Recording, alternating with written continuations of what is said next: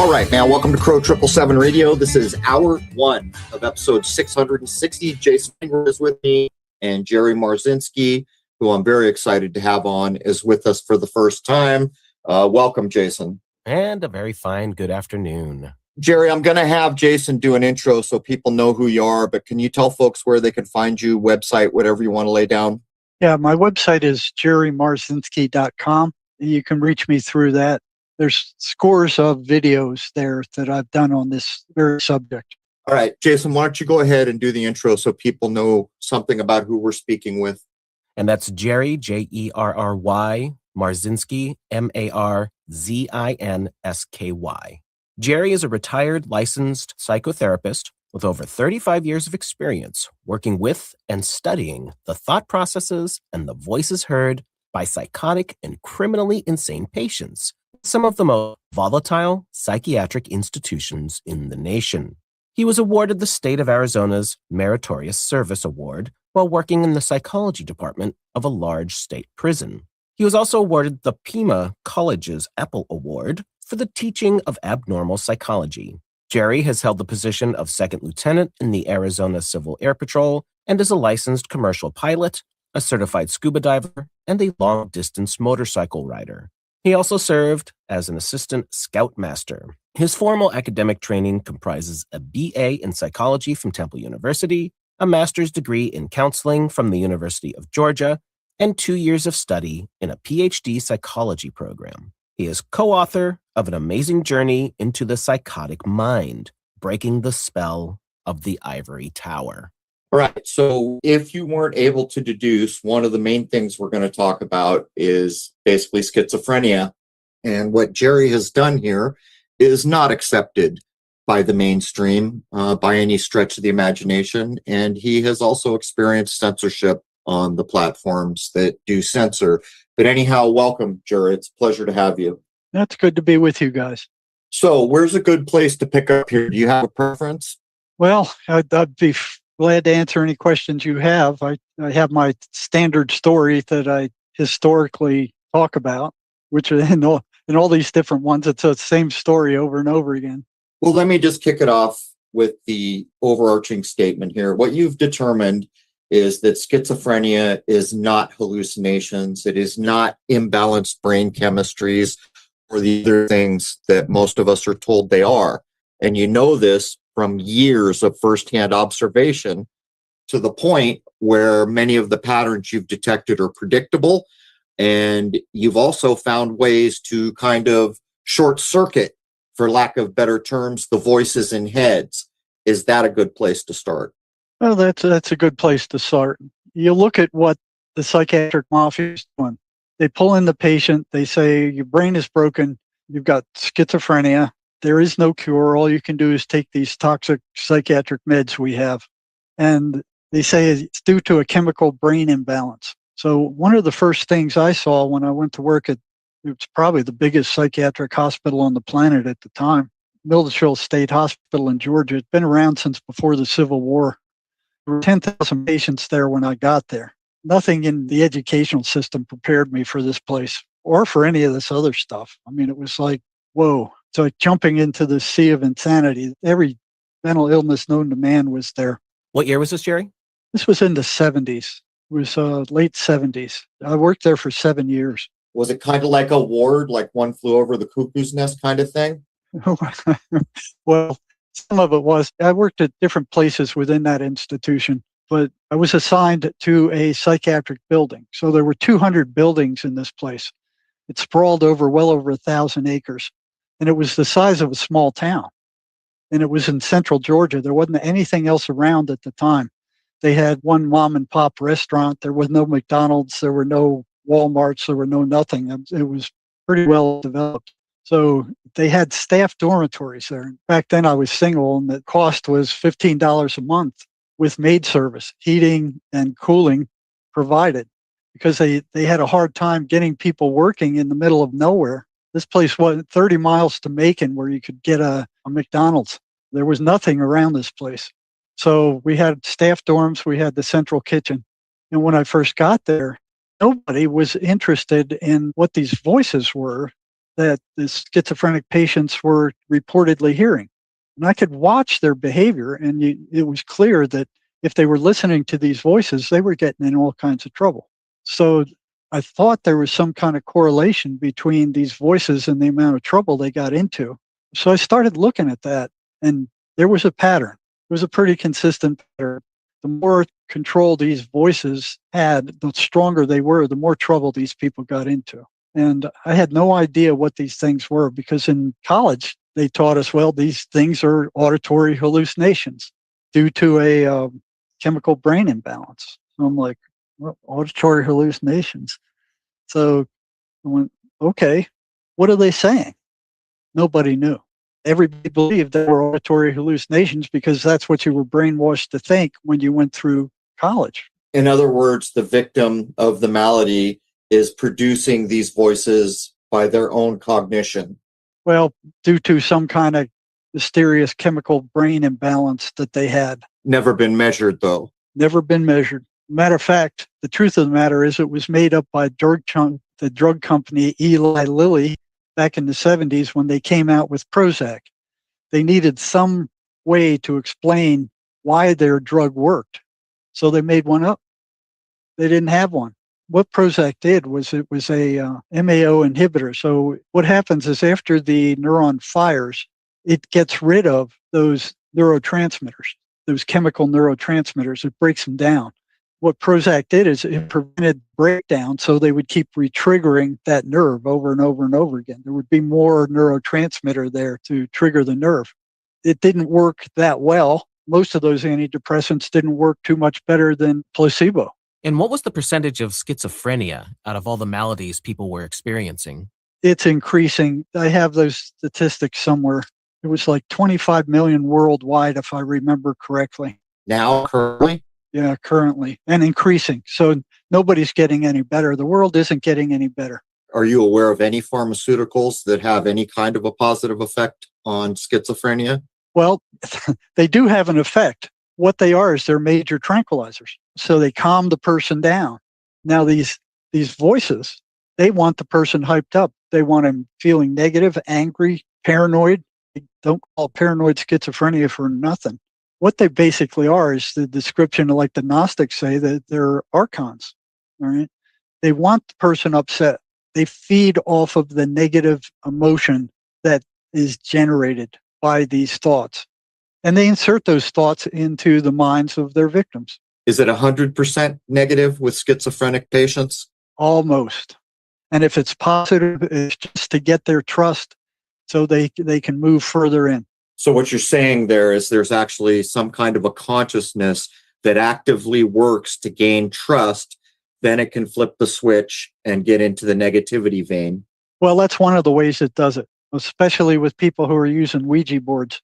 You know, they come across as, hey, we're a beneficial spirit and we can help you and we know all this stuff. So once they get the trust, then they turn on them and stab them in the back. But it doesn't take trust for them to get in there. They get in by several different ways. Methamphetamine is one of the biggest ways. It opens up the spiritual protection somehow, and they just move right in. Methamphetamine is, I've seen more people go insane, psychotic on methamphetamine than any other drug that I know of. I grew up where methamphetamine hit the world. The Hells Angels brought it through East County of San Diego, and my entire social culture was ground zero for the introduction of methamphetamine. I know a lot about it, and the one thing I can tell you is it's evil. Yes, it is. For whatever reason, it is a direct pipeline to darkness. Yes. And, well, I guess I don't want to turn off too much here, but you started to investigate. You discovered that it's almost always negative or headed in that way. It's anti-religious. It fosters and creates a relationship, or tries to begin implementing negative emotion.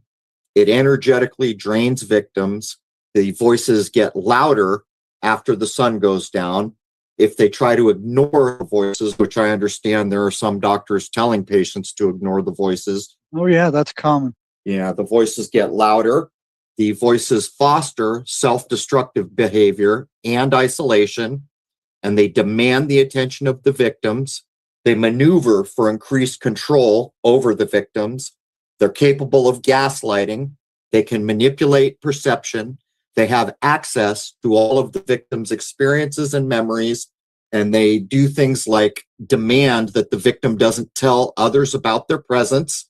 And I think I'm going to cut right there, but let's start at the top here. When was it that you began to realize that the very same things were being said across many patients? Well, there was a point where nobody seemed to know anything about these voices. Now, the other thing I want to make clear to your listeners that they don't just hit schizophrenics. They hit us all. Virtually every negative thought that goes through your mind is installed there by them. Neither the psychiatric mafia nor psychology nor any social science has studied thought. Where do they come from? Nobody thinks about that. Nobody's ever found a thought in a person's brain. So the brain is like a radio. I mean, it picks up signals that are coming in from outside of it. And that's what thoughts do. They're coming in from outside of the brain, mind. So these thoughts that are coming into the schizophrenic's mind do not belong to them. And a lot of the thoughts that are coming into everybody's mind do not belong to them. So from the time you're born, you just figure, hey, these thoughts are mine because I experience them in my head. So who else could they be? Who else's could they be if they're not mine? That's wrong. That's bad wrong. Those thoughts are coming in from somewhere else. So it's like a radio. You tune the radio to a certain station. Schizophrenics are tuned to a very low frequency station. And if you try to turn that frequency up, the entities turn it back down again. They don't want schizophrenics moving out from away from that frequency. So that was one of the first things I noticed is nobody knew exactly what these voices were telling these patients. Everybody was brainwashed with the idea of there being hallucinations. I mean, that's what's taught in the medical schools. That's what's taught in psychology. That's what's taught in all the universities. That's what the psychiatric mafia is backing. That's what Big Pharma is backing. But it's not true. First time I noticed it was when I started watching some of these psychotic patients carrying on conversations with their voices. And those conversations were not word salad. That's the impression you're left with when it's repeated over and over in graduate school that these things are hallucinations. You think, okay, they're hallucinations, they're all over the place. They're like word salad. They're not going to make any sense. These guys are just totally out of it. That's not what I saw. They were carrying on perfectly logical conversations with somebody or something that I couldn't see. And these were logical conversations. It was like listening to somebody talking on the phone where you could hear what they're saying, but you couldn't hear who they were talking to. Was there any consistency of what they were discussing from patient to patient? Yes, it's all negative stuff. That was the consistency. So first was figuring out what these things were saying. And it took me about a year or 2 years to finally get to the point where I could learn to speak with them because they considered psychology and psychiatry enemies. They didn't want the patients talking about them, and they would punish them if they talked about them, about what they were saying. So they'd go into the psychiatrist and they'd say, I'm hearing voices, and he'd drug them silly. And then if they came back again and say, I'm still hearing voices, he'd drug them more until they were just zombies. They still heard the voices, but they weren't as loud. The medications did not get rid of them. They just kind of lowered the volume and turned a person into a zombie in the meantime. So psychologists and psychiatrists were the enemy because what we do is, as far as what I was doing, is I would keep an eye on the entire building. And if one of the psychotics were getting out of line, I'd have to turn them into psychiatry, and psychiatry would drug them. So they didn't trust us or psychiatry. They didn't like the side effects of those drugs. They were absolutely horrible. So they would lie to psychiatry a lot. And when the psychiatrists saw them, they only saw them for like 15 minutes a month. And they'd lie to the psychiatrist. If he said, you still hearing voices? They go, oh, yeah, I'm still hearing them, but they're not bad now. Or, no, I'm not. They'd completely lie to him because they saw what happened. They didn't want to be drugged worse than they were. So it took me about a year or more to learn how to speak with these guys and get little tidbits of information about the voices. So each tidbit I had on the next patient, the next schizophrenic patient I had, I would say, okay, I know this much about the voices. Can you tell me any more? So it took a long time to get a handful of information about the voices. And one of the first tidbits of that information were that they were consistently derogatory, insulting, abusive, and destructive. That was their MO. They were always, always negative. There wasn't anything positive. And if it was just to get their trust, and then they'd stab them in the back later. So I got to thinking, I go, well, why are they consistently negative? What holds them on a consistently negative pattern?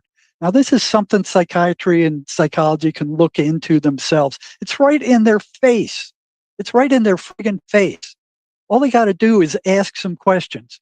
Are the voices negative? What percentage of the time are they negative? And then they ask themselves the question, why are they consistently negative? Why, if they are hallucinations, why aren't they random like all other hallucinations? Why are they consistently negative? The next question behind that would be, what holds them on that consistently negative pattern? It's right there in front of their freaking eyes. And here they're talking, oh yeah, Marzinsky doesn't provide any double-blind experiments and clinical research with peer reviews, that kind of stuff. There's not a lot of peer reviews out here. There's people like you who've experienced some of this stuff. You can see it. But this is a totally different realm than what they function in. They function in physical reality. Everything's chemicals. It's bodily stuff. It's all physical stuff. Schizophrenia is not a physical illness. It's a spiritual illness. They don't function, psychiatry and the psychiatric mafia, they don't function in the spiritual area. Neither do psychologists. The whole time, how much I spent 8 years in higher education, undergraduate, master's levels, PhD level. Not once did they mention spirituality, and we're spiritual beings. That's right. But you have a proof to back up what you just said. And it was one of the first things I said to you when we met this afternoon. You discovered that by implementing the 23rd Psalm, I think I read it described as the voices would act like worms on a frying pan when the victim began to recite the 23rd Psalm. And you discovered this, and I've got to ask, is this universal? Yes.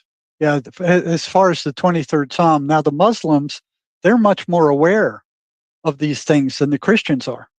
And they take them much more seriously than the Christians do. It's like 23 times in the Bible, Jesus has cast these things out. I mean, it's very clear. And yet, what the Christian preachers do, they don't talk about these things. They don't bring them up. They don't know anything about them. And it's not Jesus and God that are causing these problems. It's these things. It's these entities. It's these archons. Have you ever heard of an egregore? I've heard of it. I don't remember what it was. Jason and I are doing research where we're going to go down a road, and this old so-so thing they put on HBO before COVID is called American Gods. It's drawn from another writing, but I guess the HBO version veers away from it. But when Jason and I cover this, I'm going to bring up the idea of egregores big time. But I would suggest to you, and I'll email you a pamphlet that was given me yesterday on egregores, because as I read some of the things that you've laid down, that immediately came to my mind. And I also wanted to ask, is the negativity seem to be headed towards intended death? Yes, it is. And once they really got hold of the victim, they start suggesting that, you're no good, you're rotten, nobody likes you, you're isolated, you're no good, you're rotten. Why don't you just kill yourself? Get it over with. Now that's interesting. Why would they do that if they're feeding off of the victim? No, that's a good question, isn't it? I didn't know that for a long time. And I had that same question. It's like, why are they killing the source of their energy? Do you have an explanation for it at this point? Yes, I did. And it came in from somebody who was listening to one of my podcasts. They said the reason they do that is if the person kills themselves, then the whole family suffers. They'll start blaming themselves. Oh, I should have noticed this. I should have seen this. I should have done something about it. It's my fault. The whole family suffers. So it's not just one person. It's the whole family at that point. Well, I'm going to send you the booklet on egregores. And I was going to ask you also, have you ever bumped into anything that would have anything to do with the idea of a sacrifice? Just the Old Testament. I mean, from the negative voices. With them requesting a sacrifice? Or anything to do with the sacrifice? No. Matter of fact, now that you mention, no. I've never heard them say that they needed a sacrifice for anything. It was never mentioned. I guess I would offer up the idea that the death of the victim itself could be taken as a sacrifice as well. Or self-harm, right? Yeah, or self-harm. They're constantly preaching self-harm. So, yeah, the anti-religious thing, that came one day when I was talking to one of my schizophrenic clients at the state hospital, and he came in and he reported, the voices attacked me last night, and I started repeating the 23rd Psalm, and he's the one that said that the voices reacted to the 23rd Psalm like worms thrown on a hot frying pan. So I started passing that out, and it was consistent. Wow. The voices did not like the 23rd Psalm. Wow. For those listening, Psalm 23 is the one that begins with, "The Lord is my shepherd, I shall not want." Yeah, they became aggravated. They became angry. They reacted negatively to it every friggin' single time. Wow. Do the Muslims have a version of the 23rd Psalm that they use? Yeah, they do. They have special prayers for these things. They're well aware of them.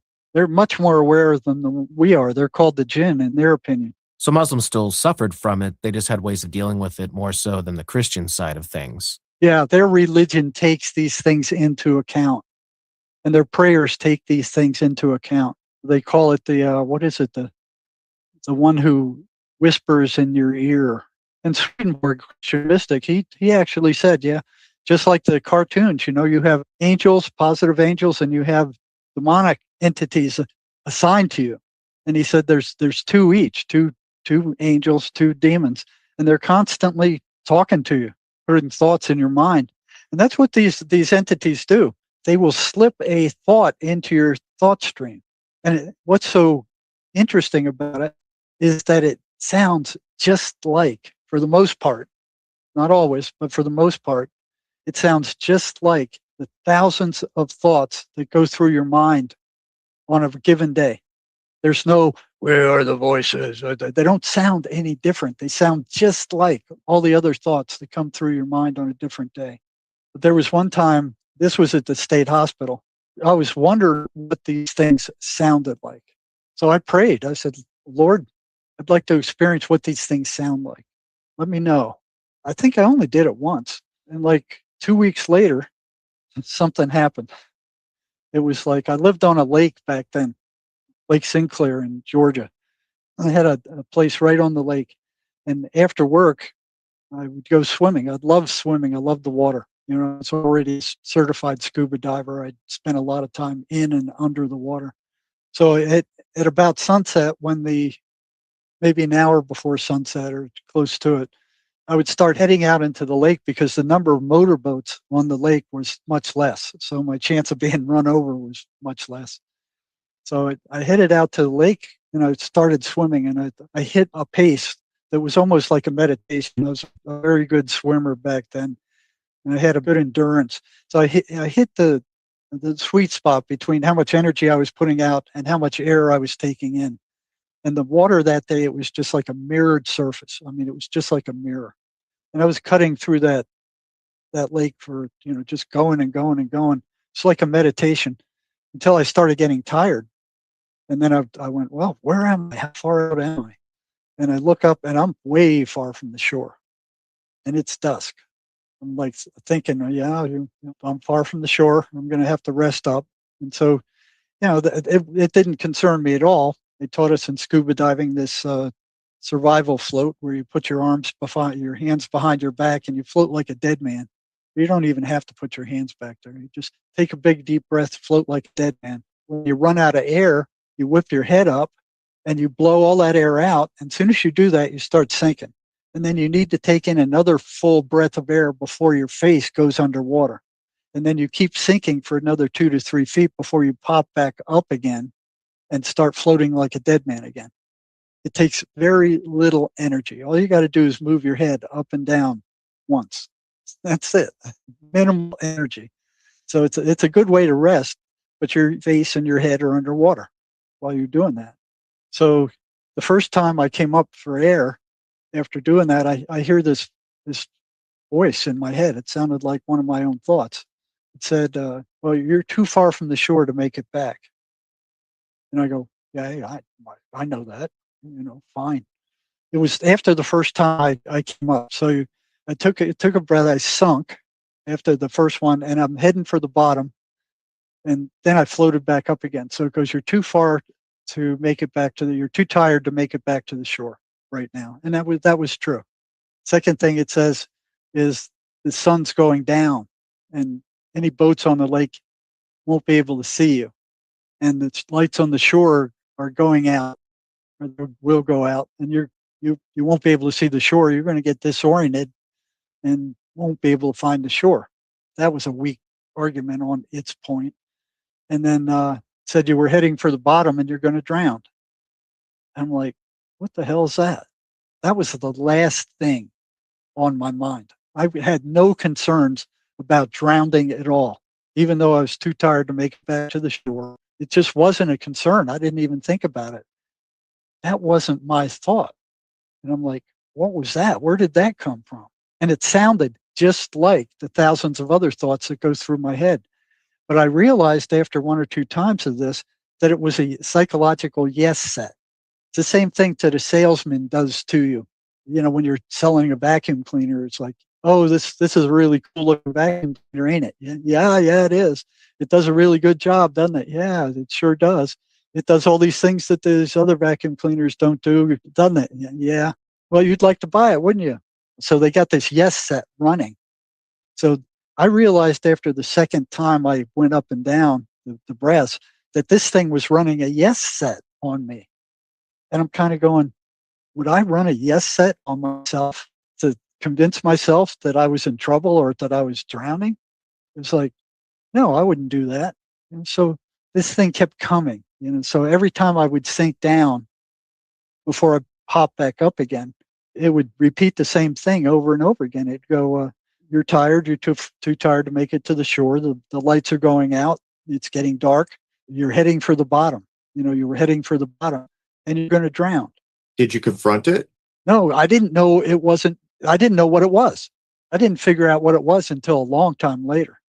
It was them, because those thoughts did not come from me. So I was going, what the hell is this thing? What is going on? Well, I wouldn't do that to myself. I'm not worried about drowning. I'm not worried about heading for the bottom. I'm not worried about any of this stuff that a normal person would be, even it getting dark. It was of no real concern to me. So that didn't make sense. So what happens is on the third time that I was heading down after I took the breath, instead of popping back up again, I just let out more air. Like I'm going to spite it. Whatever it is, I'm going to spite it. So I let out more air and I started sinking toward the bottom. It's like dark now. It's close to dark. It's sunset. And I started sinking a lot quicker than I thought I should be. And this was kind of freaky. So when I realized I'm sinking that quick, I shot toward the surface again. And even before I got there, I knew what was causing that. It was the crush depth. It's when you hit a certain depth, your lungs the pressure of the water kind of shrinks your lungs. And you're not as buoyant as you were at the surface. So you sink quicker. So even before I hit the surface, I knew what it was. So I get to the surface and here this thing comes again. The lights are going out. You might not find your way back to shore. You're too tired to get there now.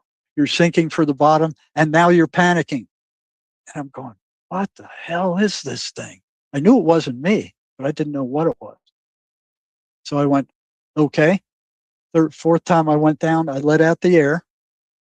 I started sinking toward the bottom. I equalized the pressure in my ears. I'm dropping toward the bottom. It's pitch black down there. So sinking toward the bottom. And then I feel this cold something coming up my legs. I mean, it was a noticeable difference in temperature change. And I went, whoa, and I shot for the surface again. Before I ever got there, I knew what it was. It was the thermocline. It's usually a layer of cold water that lays on top of down at the bottom of the lake or ocean or wherever you are. And it's heavier than the warm water, and it sinks down and it stays there. Well known, it's called the thermocline. Even before I got to the top, to the surface again, I knew what it was. But when I broke the surface, here's this thing again. Hey, you're too tired to make it to the shore. It's getting dark. And now you're panicking. Like, I'm not panicking. And then it adds, and you're going to drown. And I'm like, what the hell is this thing? And it was persistent. So I go down again, let out the air, sink down through the thermocline. And that thermocline wasn't at the bottom yet. So there was probably another 10 feet before it would hit the bottom. So I sunk down through that cold thermocline. And then I felt this icky something kind of sucking onto my ankles. And I'm like, this was freaking me out. This whole process was freaking me out. So I shot to the top again, and here it comes again. You're too far from the shore. You're too tired to make it back. It's getting dark. The lights are going to start going out on the cabins. And da da da da da. And this time, instead of saying you're going to drown, it says there's a motorboat coming right at you, and it's going to hit you and grind you to pieces. And I'm thinking, well, I've had to dive below motorboats before. I can, if I need to, I can dive below the motorboat. And I can stay there long enough for it to pass over. So I didn't like the option, but I could do it. I knew I could do it if I had to. Was there a boat coming? Yes, there was. And what surprised me is you can usually hear sound underwater. A lot further away. And I didn't hear that, or I was so taken up by what was going on that I wasn't paying attention. But when I got there, when I got to the surface, I looked around and there was a motorboat with a green navigation light in the distance heading right toward me. And here's this thing saying they can't see you, which was true. They're not going to be able to spot you. And it says that boat's going to hit you and grind you to pieces. And I'm thinking, I could deal with this if I needed to, but I better keep my eye on it. So I'm watching this motorboat coming toward me and getting ready to dive if I needed to. It was moving so fast that if I was going to move, I wouldn't even know what directions to move at. It was moving pretty quick. I'm tracking this thing, and it goes by me. It's maybe 30 feet away, 40 feet away. And I watch it as it goes past, and I'm watching it disappear past me, and I'm not paying attention to the wake. So the wake ran over me. It went over me while I was taking a breath in.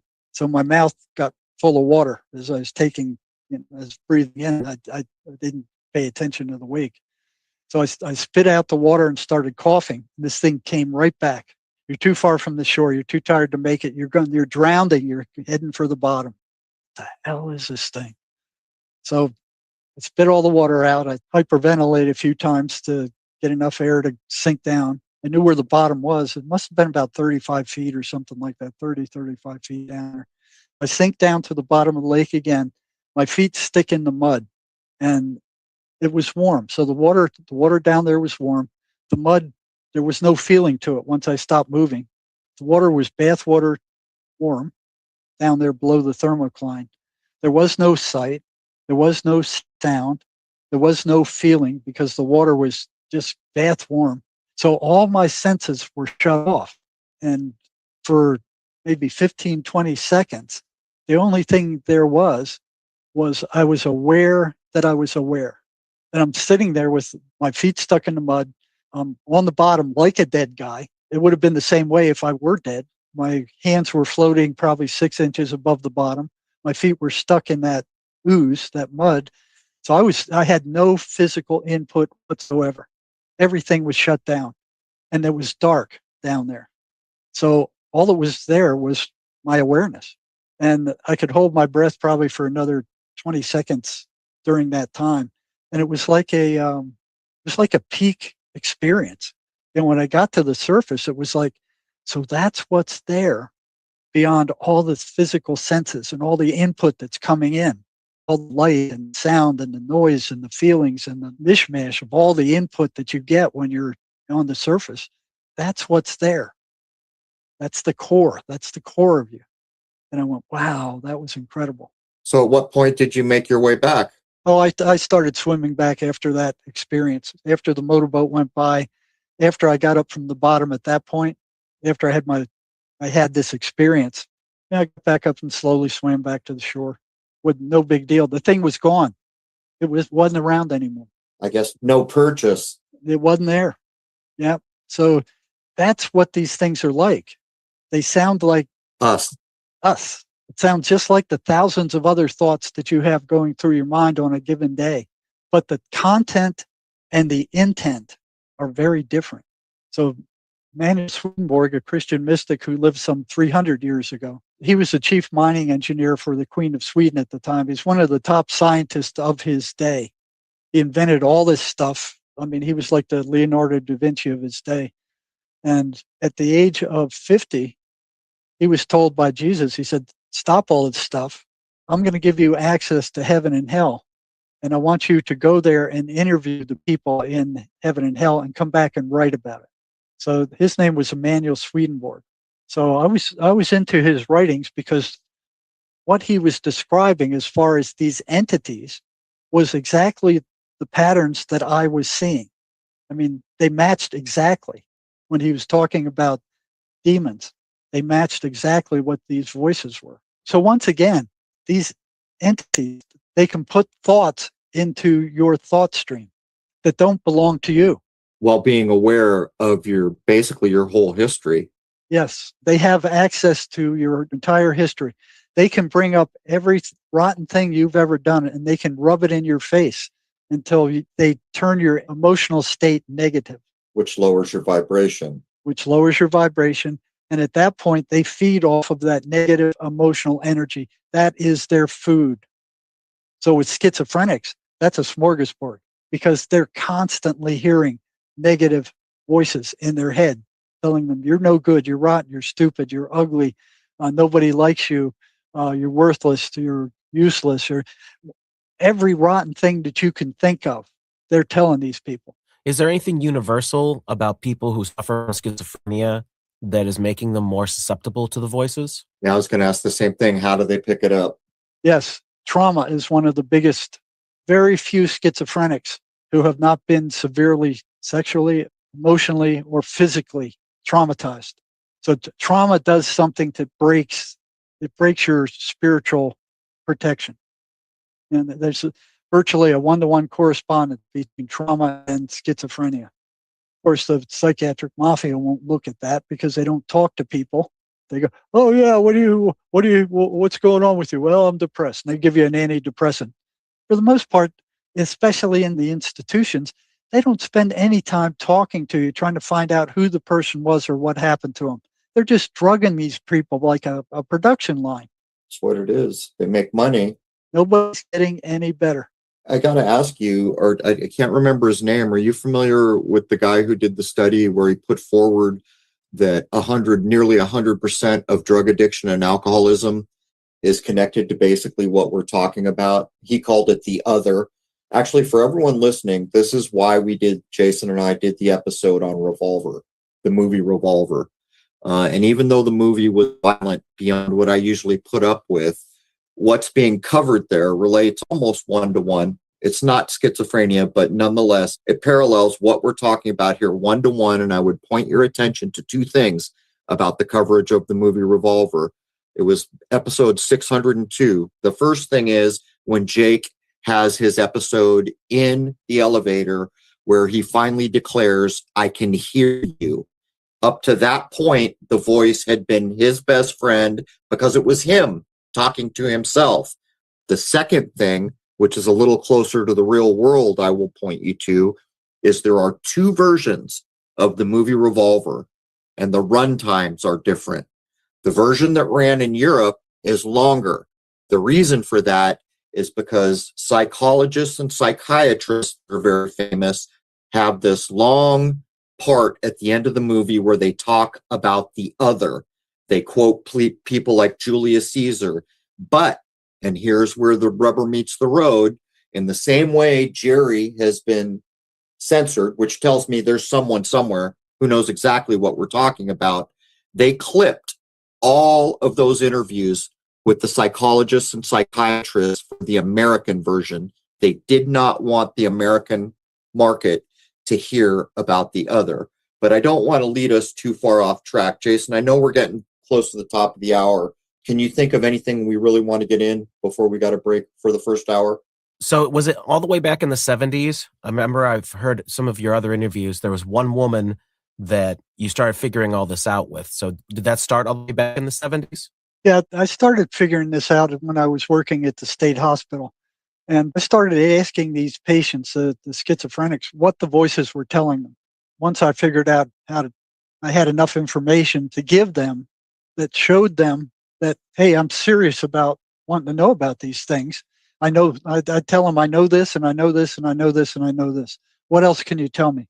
And I found out that with each one, they would add a little bit more information. And the more information I had that I could tell them that psychiatrists and other psychologists they didn't know, they would go, hey, this guy really is serious. He wants to figure out what's going on. And they did too, because a lot of them were confused about what was going on with them. It didn't make any sense to them. So they wanted to know as bad as I did.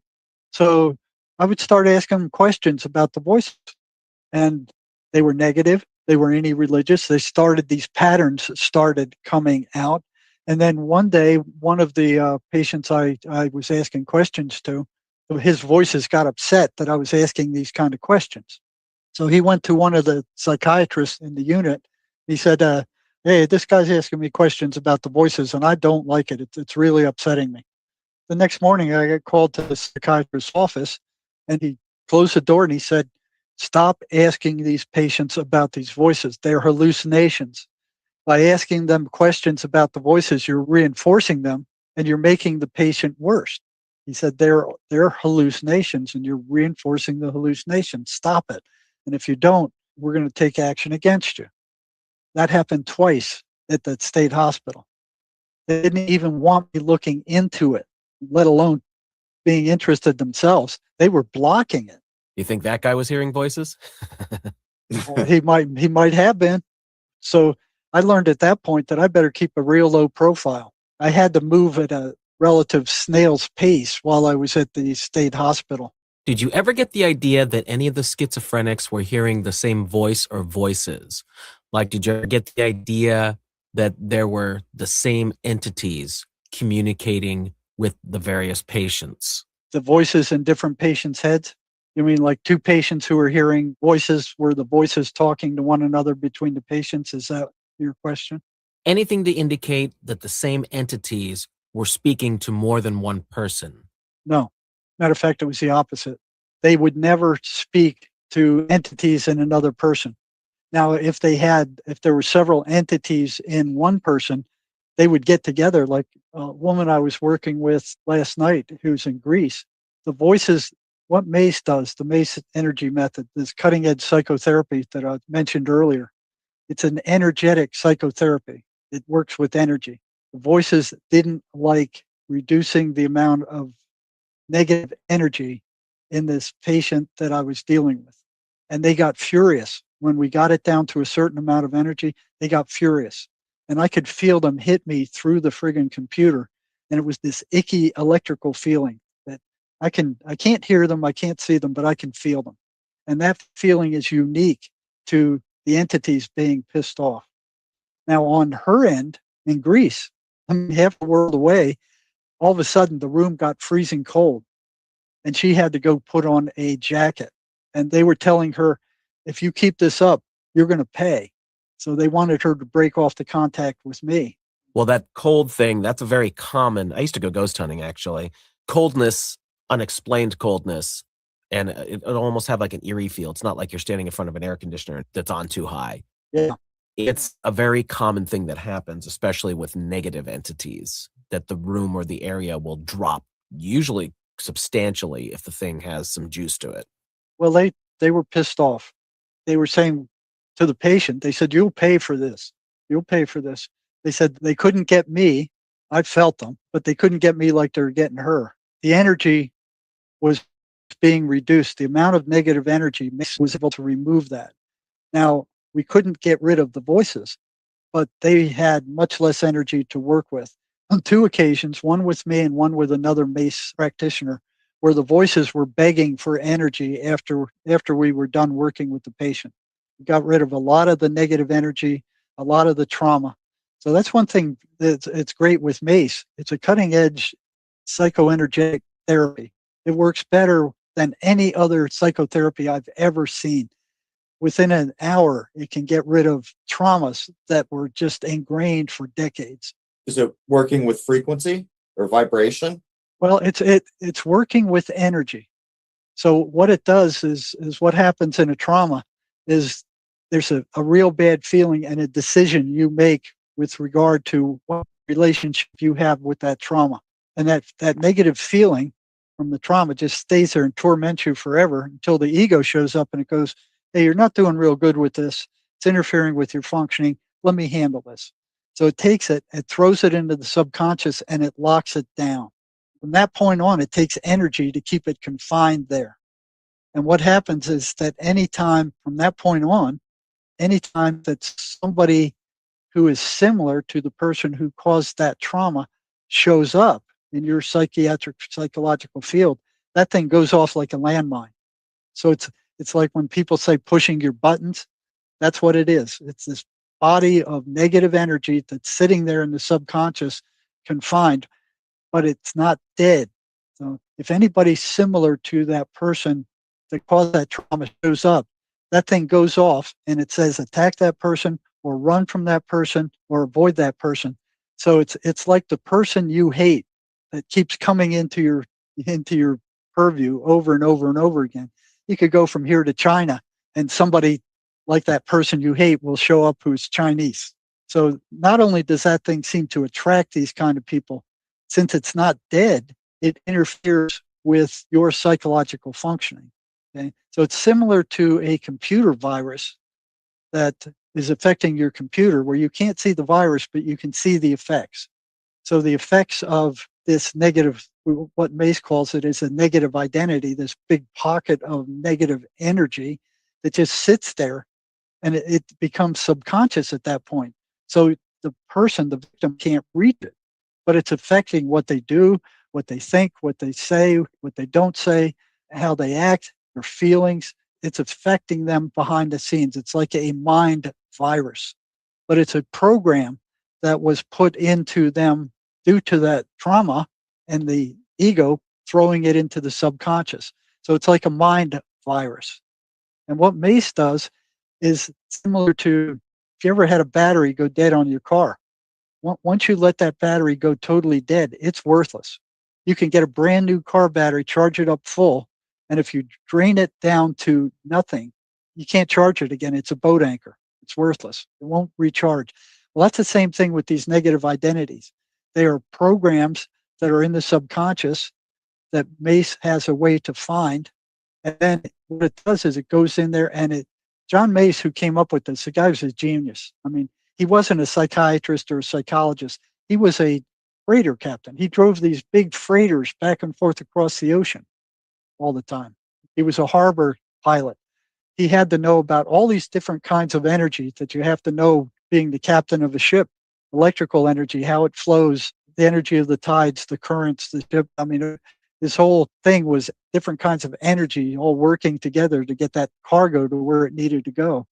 And he discovered that negative energy flows toward positive energy. So the same thing in a negative flows toward positive. So even in a battery, it's the negative will flow toward the positive in that loop. So this energy trapped in the subconscious is negative energy.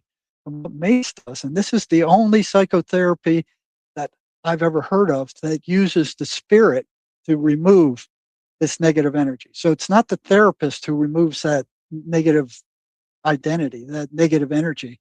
The therapist creates a bridge to the person's spirit, which is positive energy.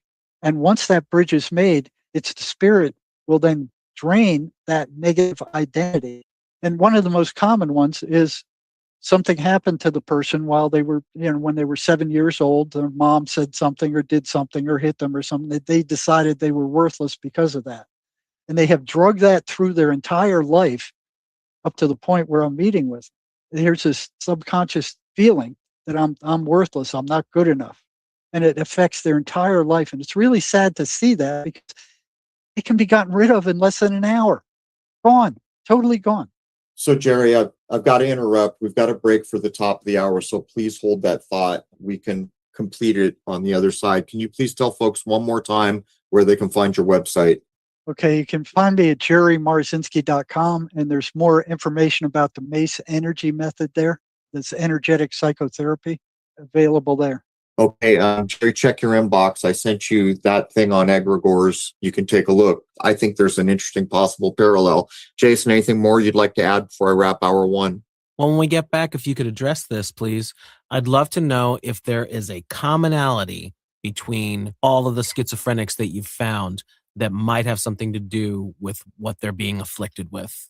All right, I wrote it down. We'll open up with Jason's question about universal cause. That's the end of hour one. Hour one is free to everybody at crow777radio.com. That is CRROW777radio.com. Members know to log in for the full episode. Members get access to all the forums and comments sections. They get access to the solar footage that I've done in member solar videos and the search for the so-called second sun. They get free access to Shoot the Moon, which is a 2-hour film that has 10 awards in the world now, covering my older telescope, primarily on the daytime sky and the moon. And lastly, when you become a new member now, you get to choose free solar images you can print. Many of them print up to 50 inches if you want to go that big. We're going to take a short break. We'll be back for hour two. We have a ton more to cover, and I'd like to wish you all a happy, healthy, and higher-minded new era.